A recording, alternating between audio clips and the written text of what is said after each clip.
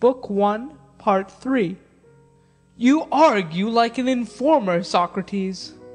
Do you mean, for example, that he who is mistaken about the sick is a physician in that he is mistaken?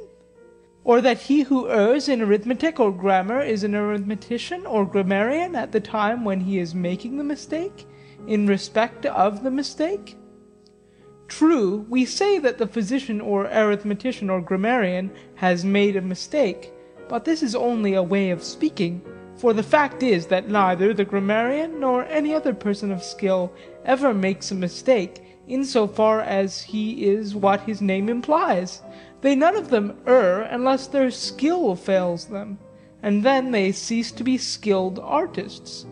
No artist or sage or ruler errs at the time when he is what his name implies, though he is commonly said to err, and I adopted the common mode of speaking.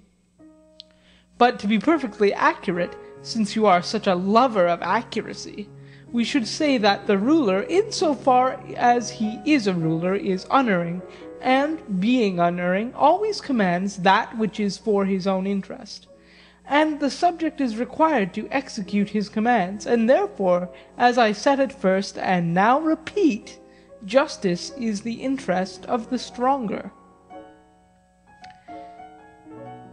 Indeed, Thrasymachus, and do I really appear to you to argue like an informer?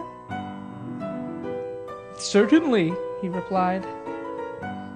And do you suppose that I ask these questions with any design of injuring you in the argument? Nay, he replied, suppose is not the word. I know it. But you will be found out, and by sheer force of argument you will never prevail. I shall not make the attempt, my dear man, but to avoid any misunderstanding occurring between us in future, let me ask, in what sense do you speak of a ruler or stronger, whose interest, as you were saying, he being the superior, it is just that the inferior should execute? Is he a ruler in the popular or in the strict sense of the term? In the strictest of all senses, he said. And now cheat and play the informer if you can. I ask no quarter at your hands, but you never will be able, never. And do you imagine, I said, that I am such a madman as to try and cheat, Thrasymachus? I might as well shave a lion. Why, he said, you made the attempt a minute ago, and you failed. Enough, I said, of these civilities. It will be better that I should ask you a question. Is the physician, taken in that strict sense of which you are speaking, a healer of the sick or a maker of money? And remember that I am now speaking of the true physician. A healer of the sick, he replied. And the pilot, that is to say the true pilot, is he a captain of sailors or a mere sailor? A captain of sailors. The circumstance that he sails in the ship is not to be taken into account. Neither is he to be called a sailor. The name pilot, by which he is distinguished, has nothing to do with sailing, but is significant of his skill and of his authority over the sailors. Very true, he said. Now, I said, every art has an interest. Certainly. For which the art has to consider and provide? Yes, that is the aim of art. And the interest of any art is the perfection of it. This and nothing else? What do you mean? I mean what I may illustrate negatively by the example of the body. Suppose you were to ask me whether the body is self-sufficing or has wants, I should reply, certainly the body has wants, for the body may be ill and require to be cured, and has therefore interests through which the art of medicine ministers. And this is the origin and intention of medicine, as you will acknowledge. Am I not right? Quite right, he replied. But is the art of medicine or any other art faulty or deficient in any quality in the same way that the eye may be deficient in sight, or the ear fail of hearing, and therefore requires another art to provide for the interests of seeing and hearing? Has art, in itself, I say, any similar liability to fault or defect? And does every art require another supplementary art to provide for its interests, and that another and another without end? Or have the arts to look only after their own interests? Or have they no need either of themselves or of another? Having no faults or defects, they have no need to correct them either by the exercise of their own art or of any other. They have only to consider the interest of their subject matter. For every art remains pure and faultless while remaining true, that is to say, while perfect and unimpaired. Take the words in your precise sense, and tell me whether I am not right. Yes, clearly. Then medicine does not consider the interest of medicine, but the interest of the body? True, he said. Nor does the art of horsemanship consider the interests of the art of horsemanship, but the interests of the horse. Neither do any other arts care for themselves, for they have no needs. They care only for that which is the subject of their art? True, he said. But surely, Thrasymachus, the arts are the superiors and rulers of their own subjects. To this he assented with a good deal of reluctance. Then, I said, no science or art considers or enjoins the interest of the stronger or superior, but only the interest of the subject and weaker? He made an attempt to contest this proposition also, but finally acquiesced. Then, I continued, no physician, in so far as he is a physician, considers his own good in what he prescribes, but the good of his patient, for the true physician is also a ruler having the human body as a subject, and is not a mere money-maker. That has been admitted? Yes. And the pilot, likewise, in the strict sense of the term, is a ruler of sailors, and not a mere sailor. That has been admitted. And such a pilot and ruler will provide and prescribe for the interest of the sailor who is under him, and not for his own or the ruler's interest? He gave a reluctant yes. Then I said, Thrasymachus, there is no one in any rule who, in so far as he is a ruler, considers or enjoins what is for his own interest, but always what is for the interest of his subject or suitable to his art. To that he looks, and that alone he considers in everything which he says and does. When we had got to this point in the argument, and everyone saw that the definition of justice had been completely upset, Thrasymachus, instead of replying to me, said, Tell me, Socrates, have you got a nurse? Why do you ask such a question, I said, when you ought rather to be answering? Because she leaves you to snivel and never wipes your nose. She has not even taught you to know the shepherd from the sheep. What makes you say that? I replied. Because you fancy that the shepherd or neatherd fattens or tends the sheep or oxen with a view to their own good and not to the good of himself or his master. And you further imagine that the rulers of states, if they are true rulers, never think of their subjects as sheep, and that they are not studying their own advantage day and night. Oh no! And so entirely astray are you in your ideas about the just and unjust, as not even to know that justice and the just are in reality another's good. That is to say, the interest of the ruler and stronger, and the loss of the subject and servant. And injustice the opposite, for the unjust is lord over the truly simple and just. He is the stronger, and his subjects do what is for his interest and minister to his happiness, which is very far from being their own. Consider further, most foolish Socrates, that the just is always a loser in comparison with the unjust. First of all, in private contracts. Whenever the unjust is the partner of the just, you will find that, when the partnership is dissolved, the unjust man has always more, and the just less. Secondly, in their dealings with the state. When there is an income tax, the just man will pay more and the unjust less on the same amount of income.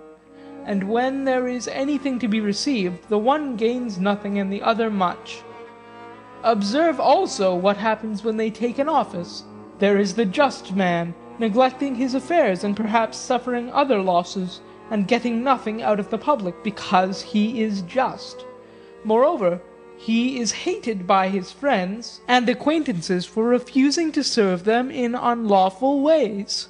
But all this is reversed in the case of the unjust man. I am speaking, as before, of injustice on a large scale, in which the advantage of the unjust is most apparent.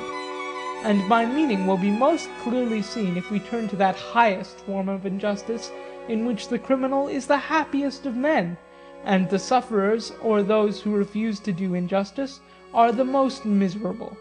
That is to say, tyranny, which by fraud and force takes away the property of others, not little by little, but wholesale, comprehending in one things sacred as well as profane, private and public, for which acts of wrong, if he were detected perpetrating any one of them singly, he would be punished, and incur great disgrace.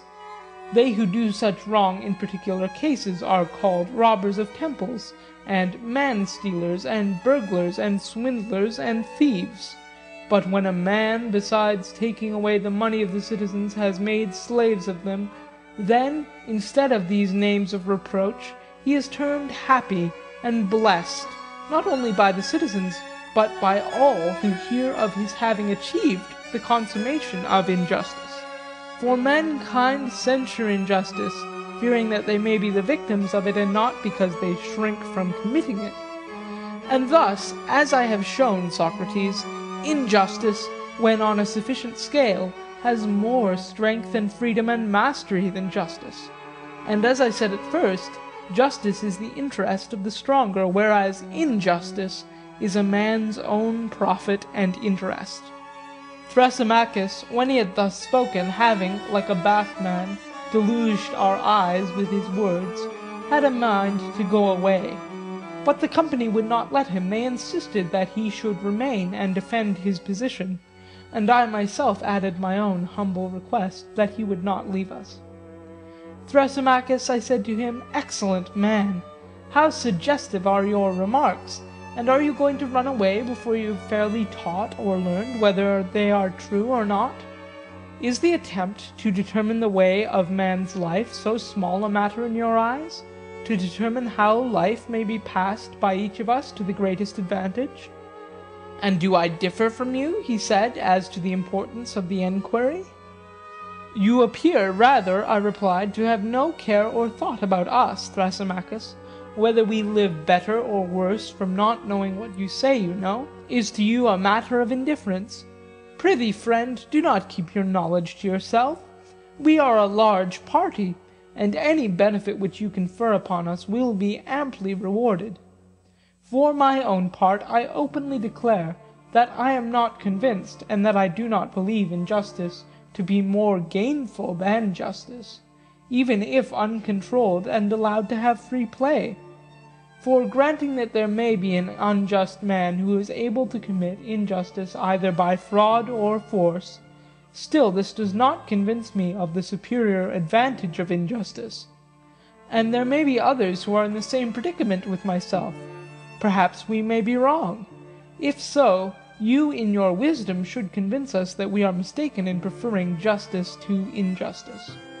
And how am I to convince you, he said, if you are not already convinced by what I have just said? What more can I do for you? Would you have me put the proof bodily into your souls? Heaven forbid, I said. I would only ask you to be consistent. Or if you change openly, and let there be no deception. For I must remark, Thrasymachus, if you will recall what was previously said, that although you began by defining the true physician in an exact sense, you did not observe a like exactness when speaking of the shepherd.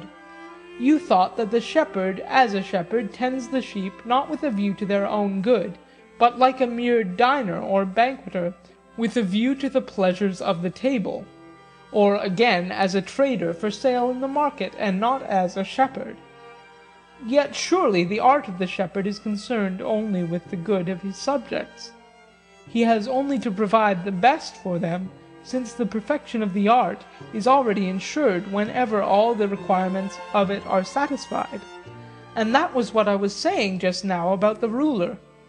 I conceived that the art of the ruler, considered as ruler, whether in a state or in private life, could only regard the good of his flock or subjects, whereas you seem to think that the rulers in states, that is to say, the true rulers, like being in authority. Think, nay, I am sure of it. Then why in the case of lesser offices do men never take them willingly without payment, unless under the idea that they govern for the advantage not of themselves but of others? Let me ask you a question. Are not the several arts different, by reason of their each having a separate function? And my dear illustrious friend, do say what you think, that we may make a little progress. Yes, that is the difference, he replied. And each art gives us a particular good, and not merely a general one. Medicine, for example, gives us health, navigation, safety at sea, and so on. Yes, he said. And the art of payment has the special function of giving pay. But we do not confuse this with other arts any more than the art of the pilot is to be confused with the art of medicine, because the health of the pilot may be improved by a sea voyage. You would not be inclined to say, would you, that navigation is the art of medicine? At least if we are to adopt your exact use of language? Certainly not. Or because a man is in good health when he receives pay, you would not say that the art of payment is medicine? I should not. Nor would you say that medicine is the art of receiving pay, because a man takes fees when he is engaged in healing? Certainly not. And we have admitted, I said, that the good of each art is specially confined to the art. Yes. Then, if there be any good which all artists have in common, that is to be attributed to something of which they all have the common use? True, he replied. And when the artist is benefited by receiving pay, the advantage is gained by an additional use of the art of pay, which is not the art professed by him. He gave a reluctant assent to this. Then the pay is not derived by the several artists from their respective arts. But the truth is that while the art of medicine gives health, and the art of the builder builds a house, another art attends them which is the art of pay. The various arts may be doing their own business, and benefiting that over which they preside, but would the artist receive any benefit from his art unless he were paid as well? I suppose not.